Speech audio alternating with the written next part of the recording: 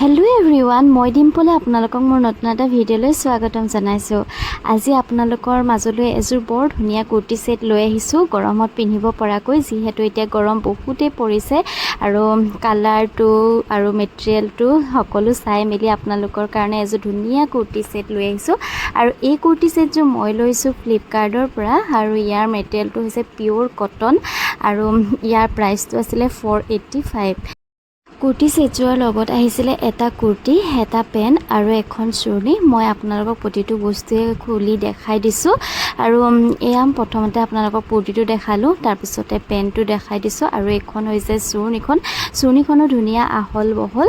মই আপোনালোকক কুৰ্তি ছেটযোৰ পিন্ধিও দেখাই দিম। আৰু চাওকচোন কুৰ্তি ছেটযোৰ কালাৰটো ইমান ধুনীয়া নহয়নে, ব্লু কালাৰ আৰু ইয়াত প্ৰিণ্ট আছিলে হোৱাইট কালাৰত। আপোনালোকে গৰমত খুব ধুনীয়াকৈ পিন্ধিব পাৰিব, কমফৰ্ট হয় আৰু ডেইলি ৱেৰৰ কাৰণে ভাল হ'ব, কিয়নো প্ৰাইচটো কম। যদি আপোনালোকে এই কুৰ্তি ছেটযোৰ ল'ব বিচাৰে তেন্তে হ'লে মই ইয়াৰ লিংকটো দি দিম, আপোনালোকে তাত ক্লিক কৰি ল'ব পাৰিব। যদি মোৰ ভিডিঅ'টো ভাল লাগিছে তেন্তে হ'লে মোৰ ভিডিঅ'টো লাইক কৰিব আৰু মোৰ পেজটো